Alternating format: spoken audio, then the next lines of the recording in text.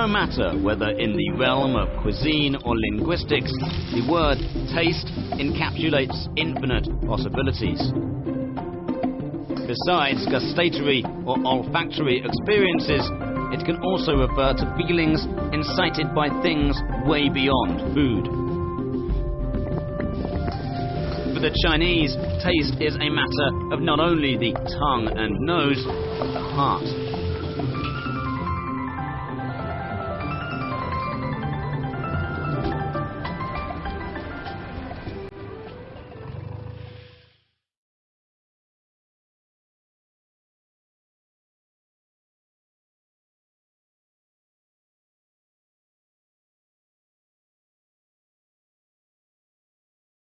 As in the rest of the world, the Chinese use sweetness to explore the feeling of joy and happiness. The taste buds can pick up sweetness before all other gustatory feelings. Sugar is the most common source of sweetness.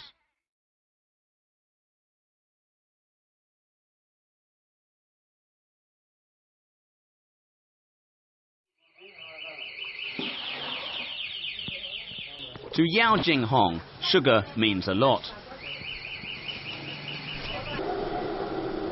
In the early morning, he starts a big fire to melt sugar.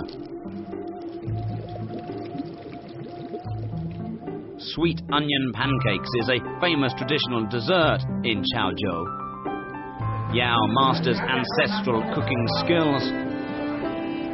Today, Yao plans to make more pancakes than usual.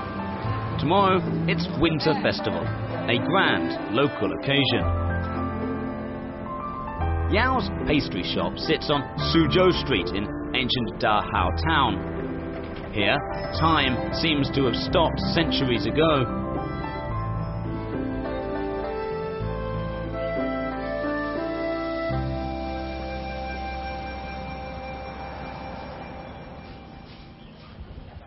In a nearby Xiashan town, a Ji is busy working by a fire in his smoked duck jerky store.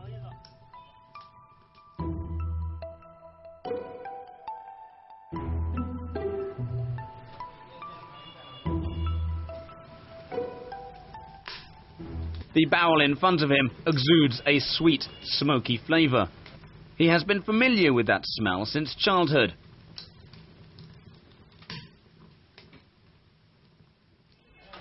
Ji has maintained his family's 300-year tradition of making duck jerky.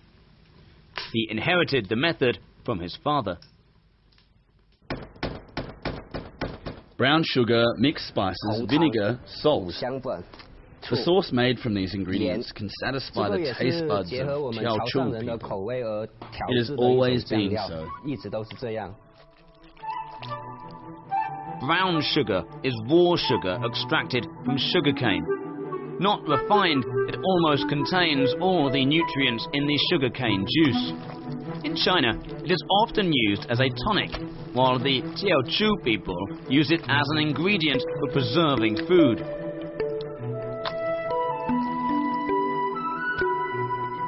After being roasted for 40 minutes in a wooden roaster, the preserved ducks fully absorb all of the flavours of the sauce. Now it's time for the smoking process. To everyone's surprise, the smoke comes from the burning of sugarcane pulp. The traces of sugar in the pulp can sweeten up the duck's skin. It also renders the duck a nice dark colour. The store consumes about 40 kilograms of sugarcane pulp every single day.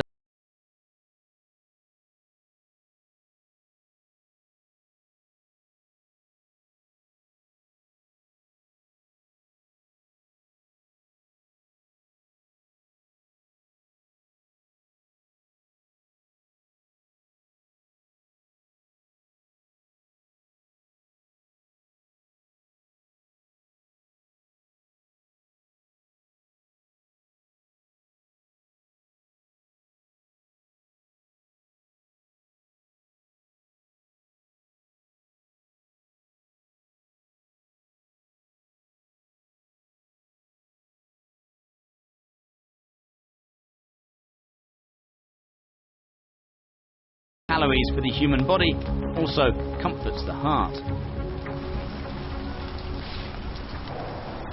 Sugar is the source of sweetness in desserts in many regions of China.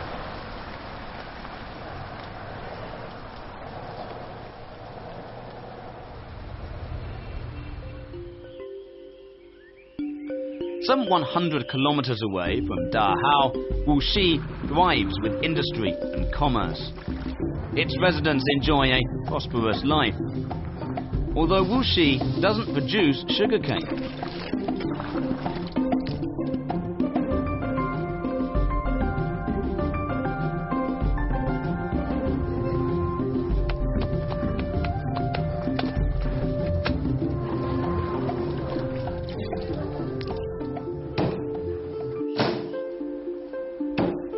Locals see pork ribs in soy sauce as a representative of the Wuxi cuisine, not only for the meticulous choice of materials and cooking methods, but also for its sweetish taste. The time-honored brand Sun Feng Qiao makes pork ribs in soy sauce with sugar from Guangdong. Traditionally, 1 ounce of sugar is used for every 10 ounces of ribs.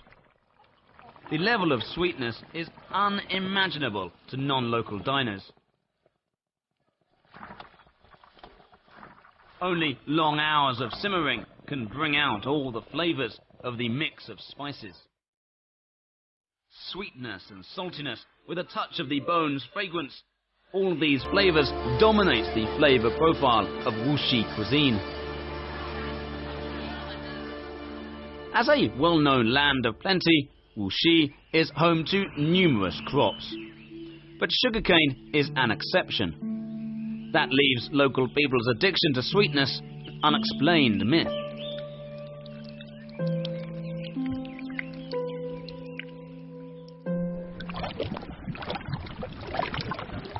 While heating the sugar, Yao could accurately tell the temperature of the syrup by simply feeling it with his finger. Such sensitive hands are the result of 3 years of training. As a Tiacho saying goes, to make good sugar onions, one needs hands as tough as iron and steel. In Yao's opinion, temperature is the key to melting sugar.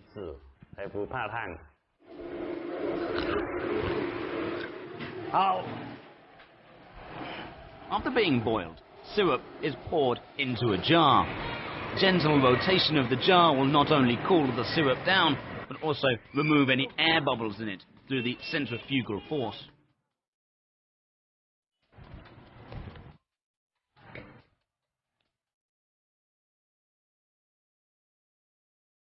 After repeated stretching, the syrup turns white, and then the sugar onion is finally ready to enjoy.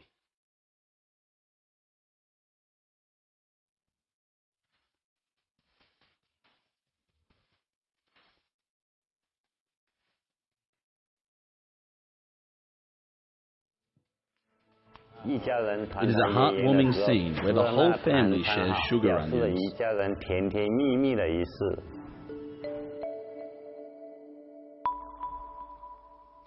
Yao's sugar onion has 16 neat little pores evenly distributed around every bigger hole. It has a strong fragrance and a nice crunch to it.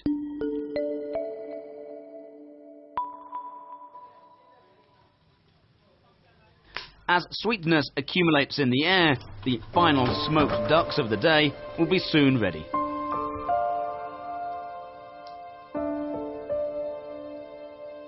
The ducks sell so well that customers can't even wait for them to dry up before taking them away.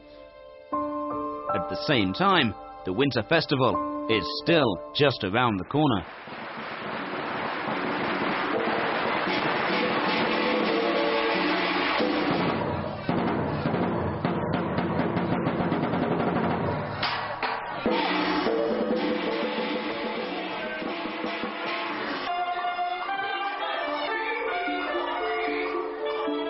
In the ancestral hall, a traditional opera begins.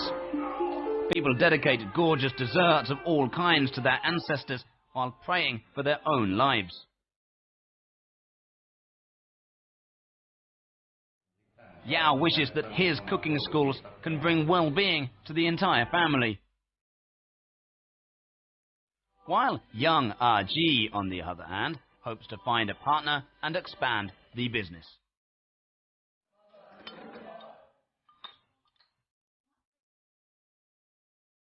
Their wishes vary, but they share the same feeling towards sweetness and a positive prospect of the future.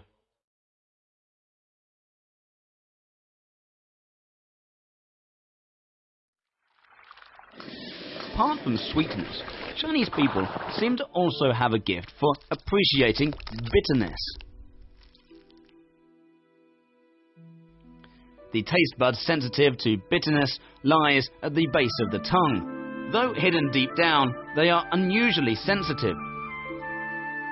Chinese people are good at using bitterness in cooking, not only because they can enjoy the nuanced layers of taste, but also because they utilize a variety of condiments that have bitter tastes, such as tangerine peel. Ever since his great-grandfather's generation, Chen Bozhong's family has been making dried tangerine peel for a living. In Xinhui, many local households rely on this business.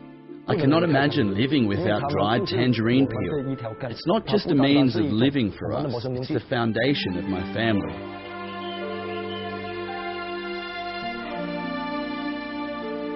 In October, tangerines turn yellow and give a fragrant smell. The famous Xinhui tangerine peel is made from these enticing fruits.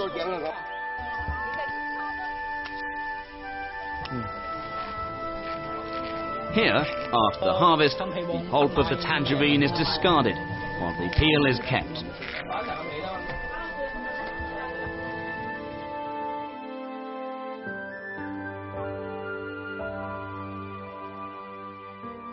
People wait for a dry, sunny day to turn the inner side of the peel out.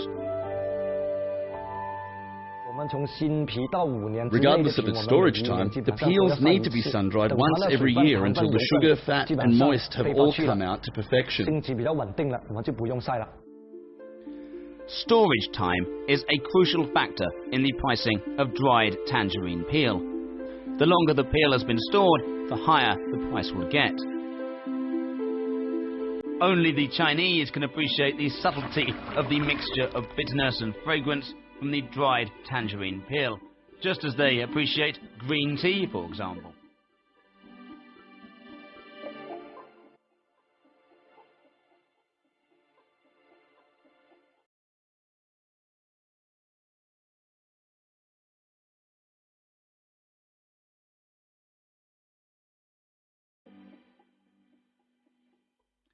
Dried tangerine peel originally was used as a herbal medicine before chefs began to apply it in cooking dishes, soups, and even desserts. In South China, it can even determine the rise and fall of a restaurant.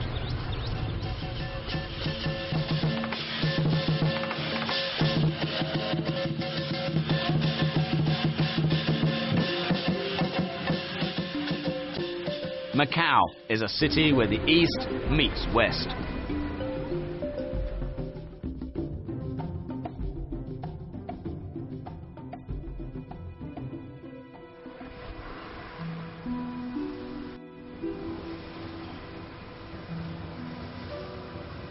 It's 6 p.m.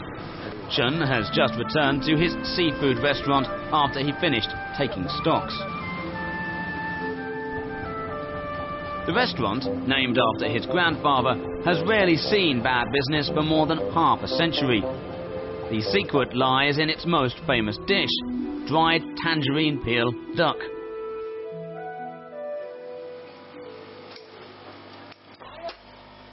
The complicated procedures for cooking the dish were passed down from Chen's grandfather. First, the duck is to be marinated for 10 hours with a variety of seasonings, before it can be shortly deep fried. Further seasoning is needed once the duck is fried. dried tangerine peel is a critical ingredient. Add a certain amount of water and steam the duck for 2 hours.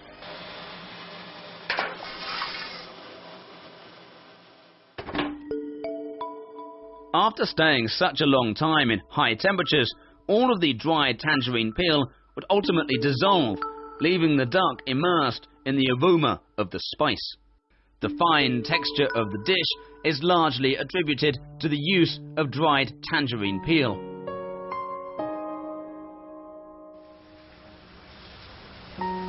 In Chen's memory, his parents were always busy taking care of their business. Childhood was a bitter memory for him. They were always busy making a living.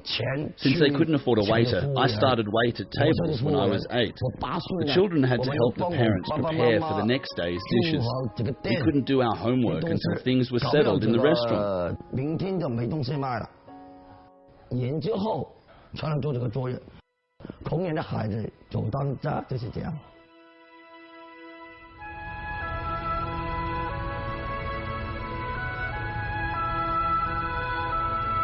Time flies.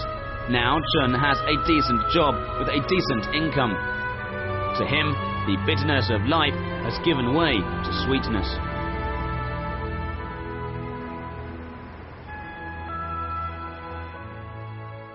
I'm not saying this is an easy life, but I'm happy that my performance at work is appreciated and acknowledged by my peers. That makes me feel that it's worth the effort.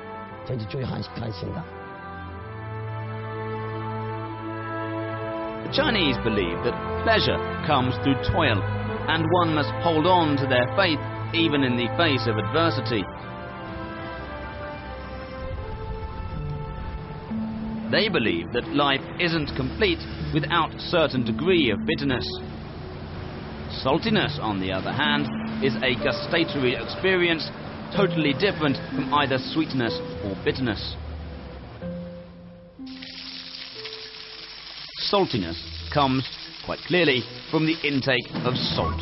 Salt in the form of sodium ions and chloride ions is indispensable to the human body. It keeps the body fluid at the right level and brings out the flavour of a dish's ingredients. It also helps keep the flavours at a balance. Salt assumes a critical role in Chinese cuisine. It highlights the flavour and improves the texture of the ingredients. In China, saltiness is deemed as the most important flavour.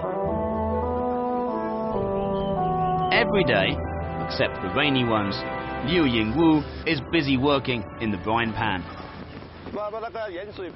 You have to constantly stir the water so that salt is evenly distributed.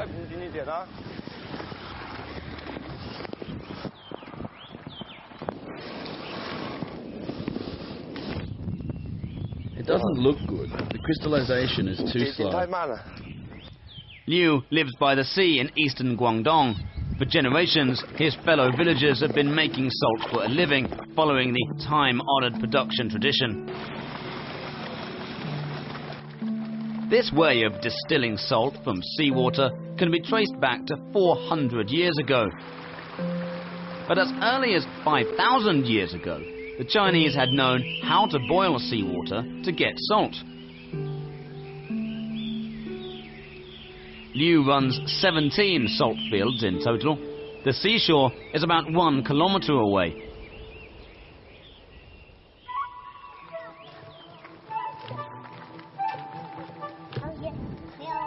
Four-year-old Liu Tao Tao likes to accompany his father to the brine pans.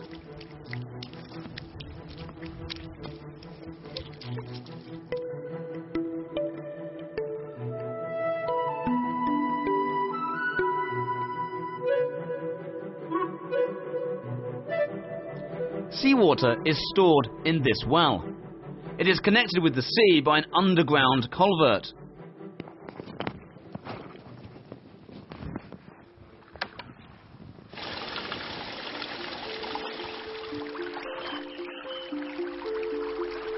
Sea salt is the result of evaporation of seawater. While the water evaporates, the remaining part gradually saturates, and finally, salt crystallizes. It's a quiet and peaceful procedure. What Liu makes is coarse salt, a must-have ingredient for the family average in the area.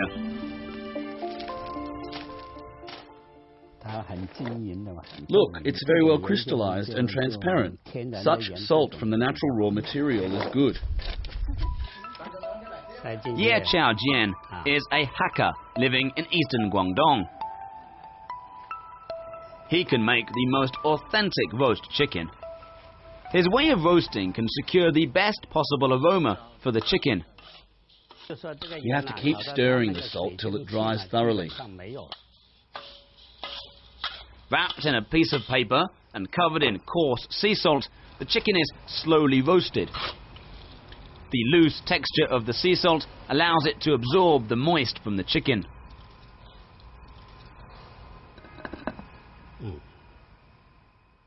Now the chicken is having a nice aroma.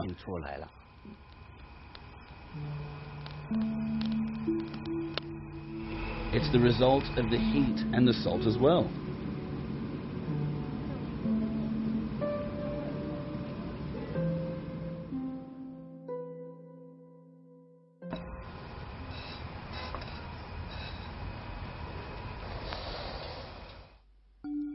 To serve, you can slice the roast chicken up, or keep it as a whole.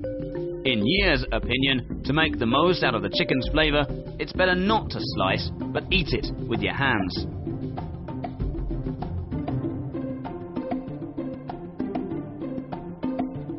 A handful of sea salt is enough to bring the best texture, flavour and aroma out of a chicken.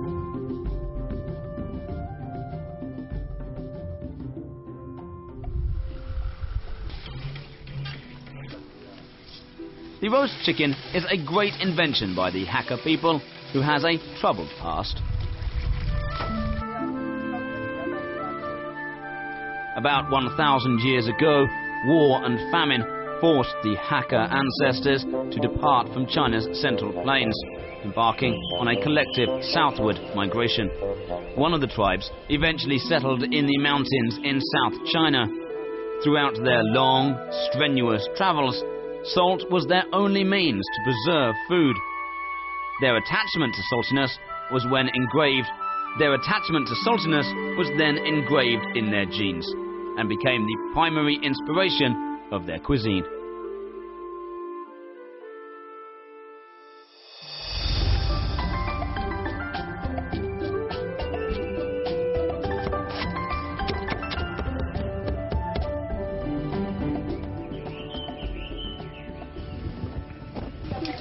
Liu and his wife are expecting the birth of their second child.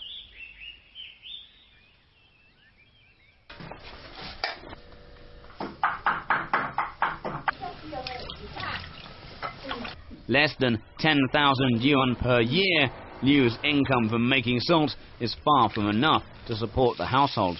So he takes on extra jobs as an electrician and a fisherman.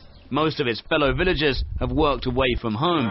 Large tracts of brine pans have gone wasted. But Liu chose to stay.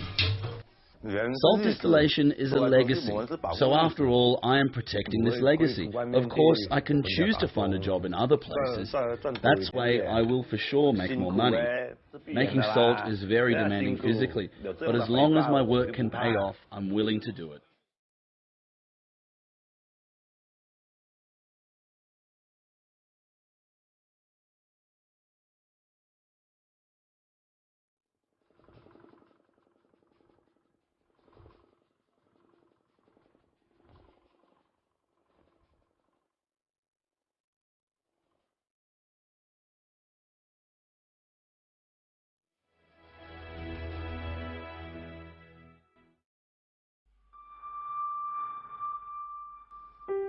Acidity. It's a special flavour that not only affects the tongue, but the nose as well. It comes from the interaction between hydrogen ions and the taste buds.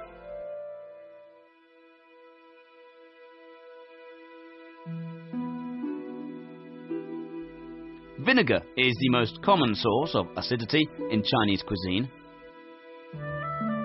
In China, vinegar is made from grains. The taste of different vinegar can vary widely. The taste of different vinegar can vary widely due to the difference in the raw material. For example, the aged vinegar from Shanxi has a sharp smell, just as people in North China are outgoing. The vinegar made in South China, in comparison, has a completely different character. The Zhenjiang vinegar is known for its subtle sweetness, which makes it the perfect company for uncooked vegetables and steamed pastries. The Zhenjiang locals would even pour vinegar into soup parcels. They believe that's the most authentic way of having the snack. Locals cannot imagine having Zhenjiang head cheese without vinegar or sliced ginger. The dish is simply incomplete without these condiments. A long process is needed to obtain such a savoury sourness.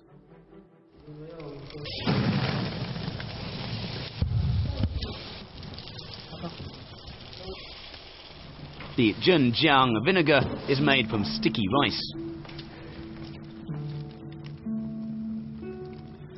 Production starts with soaking the sticky rice. It's first steamed in high temperatures until the starch component gets very sticky. Then, the rice is put under cold running water so that the rice grains contract, making room for microorganisms to propagate. Then, it's time to add wine yeast for mashing, a prelude to fermentation. Next is the critical step: acetic acid fermentation. This determines the outcome of the entire process in terms of quantity and quality. It takes a total of 21 days to produce.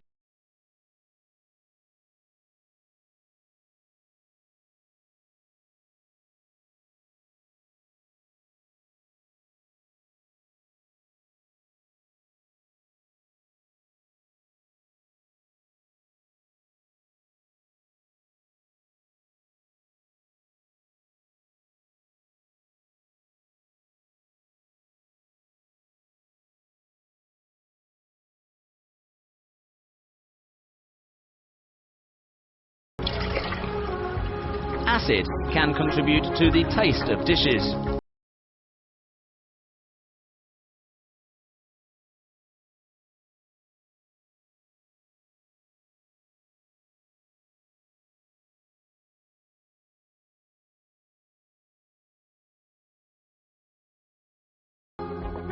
But acidity is not the only taste that increases appetite.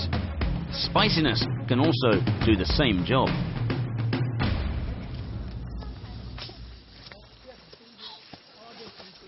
The paths in the mountain become slippery after a night of rain. Hu Su-chiong and her family began a hard day's work. They have to send the chili peppers to the market in the early morning.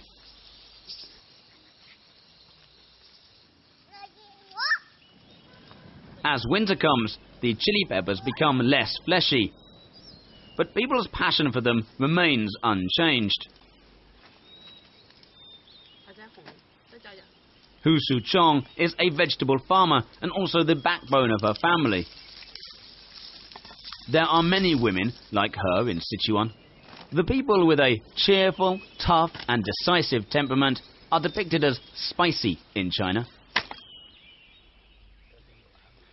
At the end of the 15th century, Christopher Columbus brought chili peppers from America to Europe. Some 100 years later, they were introduced to China. The climate of the Sichuan Basin is humid and rainy. People there love the intensity and pungency of chili peppers. Strictly speaking, spiciness is not a matter of taste, but a burning sensation in the mouth.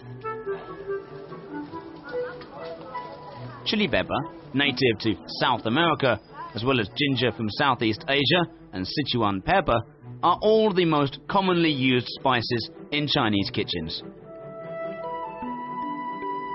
Capsaicin and several related chemicals are the substances that give chili peppers their intensity. When consumed, pain receptors in the mouth would send a message to the brain that the person has consumed something hot. Such burning sensation is a good appetite booster.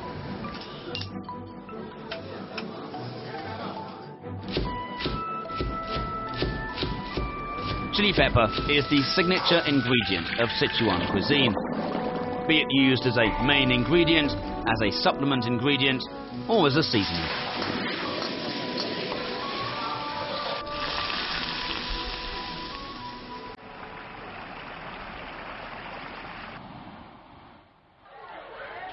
People living in the Sichuan Basin know how to enjoy leisure best. They have a relentless pursuit for the tastes of food and a unique perception of chili pepper.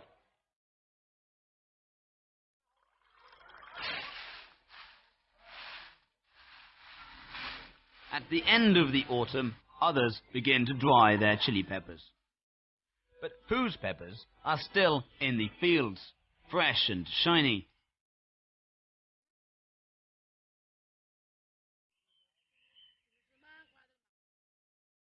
She deliberately delayed the planting and harvesting of her peppers so that they can be sold at better prices in the winter. This is something that her husband appreciates and admires the most. Fresh peppers draw the attention of one of their regular customers. I need those long and red ones, the best and the reddest ones.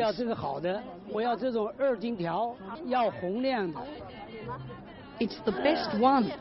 Otherwise the colour of the dishes would not be good.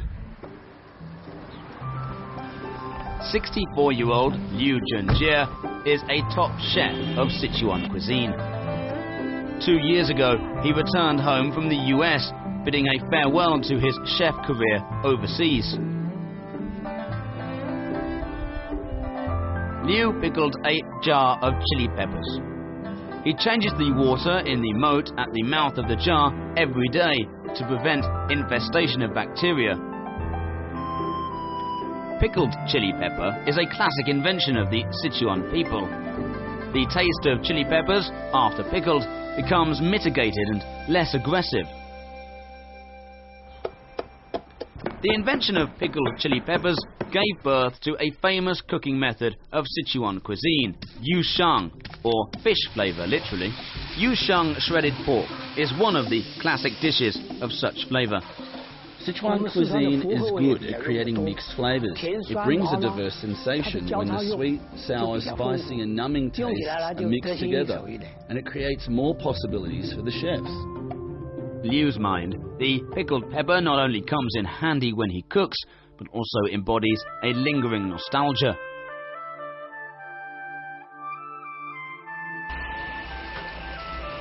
Another fantastic form of chili pepper is broad bean chili paste. It is also something that permeates the memory of all of the Sichuan people.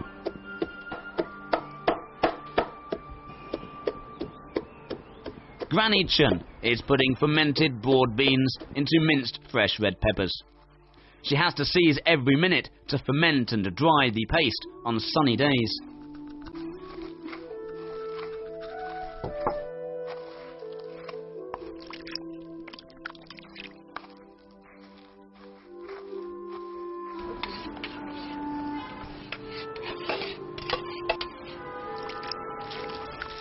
Every year, she would make a jar of broad bean chili paste for each of her children.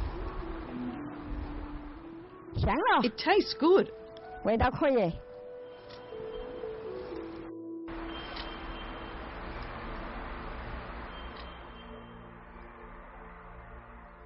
The paste is fermenting quietly in the jars. It will be ready to enjoy soon. Such chili paste, fragrant, spicy, yet not very pungent, is a very important seasoning in Sichuan cuisine. It enhances not only the flavour, but also the colour and aroma of dishes. Tofu is plain in taste, while chili paste is intense and aromatic. Such sharp contrast can best engage and stimulate all of our senses. Such enjoyment, which happens when the hot, smooth and inexplicable texture of tofu passes by the tip of the tongue, is the very alchemy in which Sichuan cuisine has charmed foodies around the world. If pickled pepper and broad bean chili paste embody Sichuan's people's creative use of chili pepper, then we have to acknowledge that the numbing, spicy flavour whose popularity has swept China is the most remarkable creation that they've made with this imported plant. Sichuan pepper is native to China. It's one of the most traditional spices in China. The numbing, spicy flavour is exclusive to Sichuan cuisine. Today, Liu cooked fish fillet with green peppercorns. It's a timeless classic of Sichuan cuisine. He believes that only with the most authentic ingredients produced in Sichuan can he bring out the very best of this dish. If you want to find a better example of the perfect matchup between chili pepper and Sichuan pepper, you have to go to Chongqing.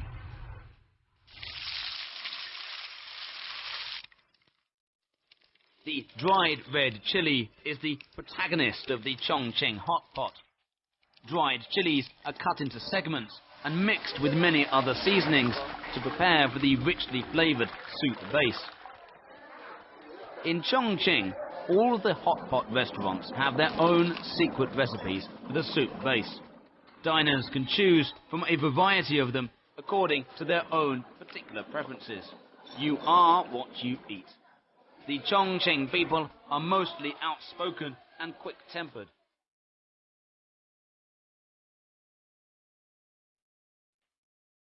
The selection of spices, the preparation of soup base, the culinary techniques, and the thoughtful combination of ingredients of different tastes and textures.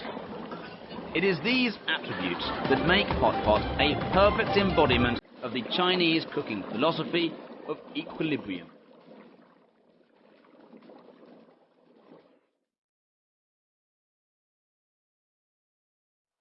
The all-inclusive and ever-changing Chinese cuisine allows diners to choose from a wide range of flavours.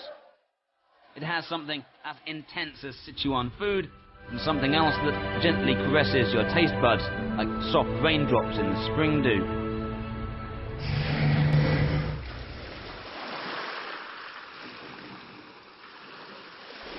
In December, the temperature by the sea drops to 5 degrees Celsius. It is the coldest day of the year in Donghu village in Shantou city. It is also the busiest season for fishermen, Li Zhenchong. Not far away from him grows lava, an edible seaweed that can be easily found by the seaside.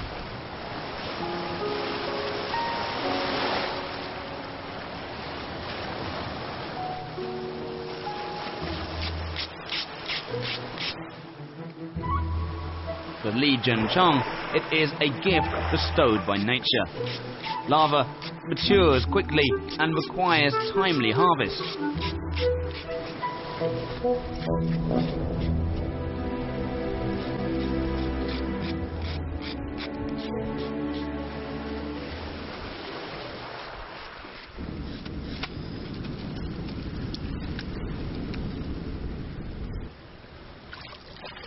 The thoroughly washed lava dries on bamboo mats. A special flavour-enhancing substance comes out during this process.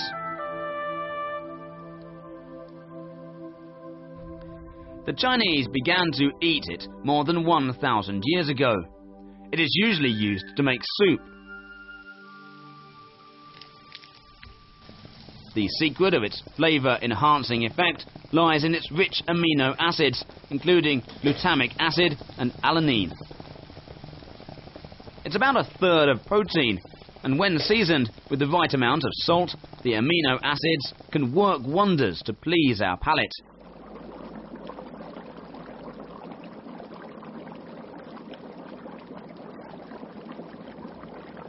Fish balls with laver in casserole is a well-known dish of Chaoshan cuisine. It blends together the savoury flavours of fish and seaweed multiplying the freshness and daintiness of the ingredients. This delicacy is hard-won.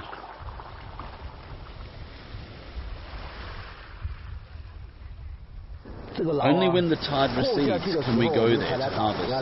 It would be too dangerous to do that when the tide rises. You can easily fall into the sea.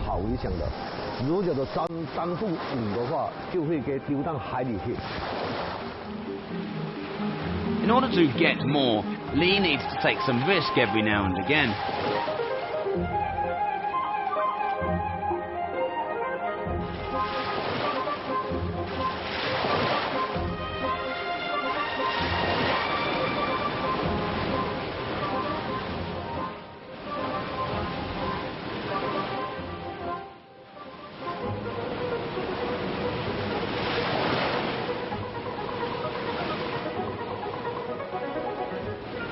For most people today, it takes little effort to enjoy such a miraculous flavor. 100 years ago, a Japanese scientist extracted glutamic acid from another seaweed. It was later known as MSG. Although MSG has been widely used, the Chinese have different views towards it. In South China, people prefer the flavor of natural ingredients.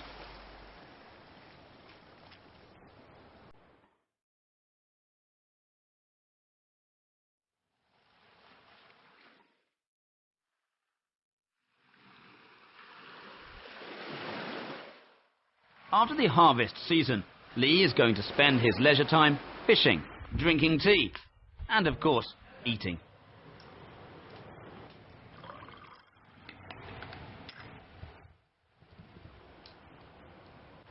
For Chinese, good taste originally refers to the taste of raw fish. For modern people who are accustomed to cooked food, it takes some wisdom to preserve the freshness and original flavour of foods. This is exactly what the Cantonese are so good at.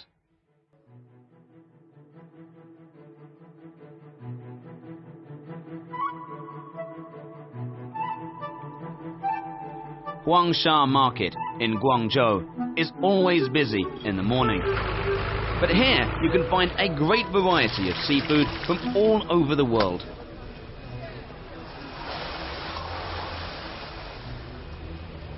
Zhuang Chun often comes here to look for the very best of ingredients. At the age of 18, he entered one of China's first 5-star hotels and became a chef.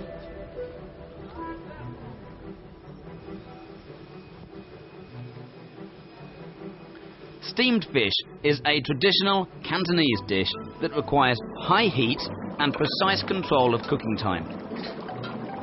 The cooking time should differ based on the size of the fish. The high heat can help maintain the juicy and fresh morsel of fish.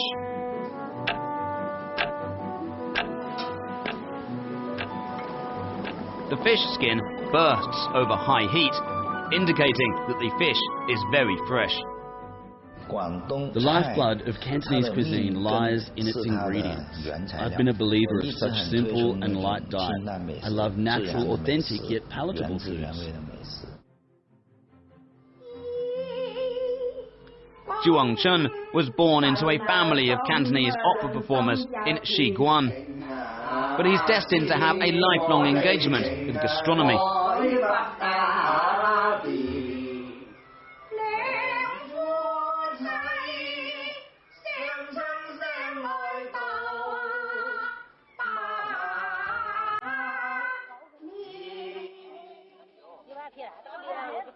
Xiguan, an old sub-district in Guangzhou, has the most traditional Guangzhou food.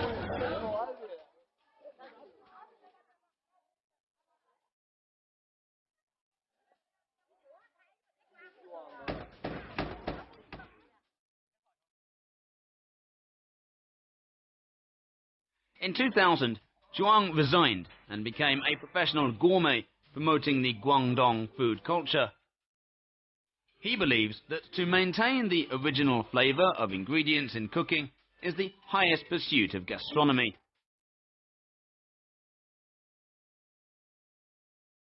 white cut chicken is a classic of Cantonese cuisine. The chicken is simmered at around 90 degrees Celsius for 15 minutes. Then, the entire chicken is submerged in icy water so as to ensure the tenderness of the meat. The chicken skin will be brisk and the meat will be tender and flavorful.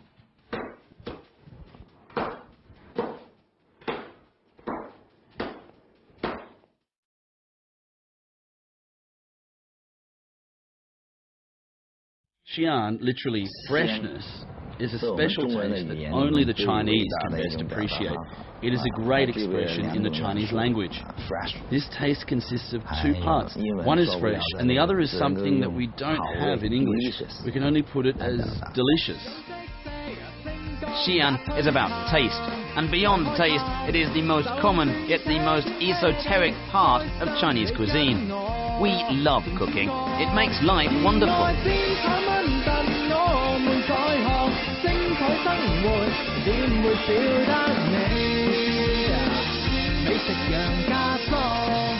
Please stay tuned to explore the world of gastronomy. 嗱，其實咧，我哋今日都講咗好多即係同品酒有關嘅環節啦。其實咧，我哋都好希望咧喺呢個節目今個環節 To enjoy authentic and healthy cooking, and to live a simple and unadorned life is the theme of Zhuang's program. And also the reflection of his life.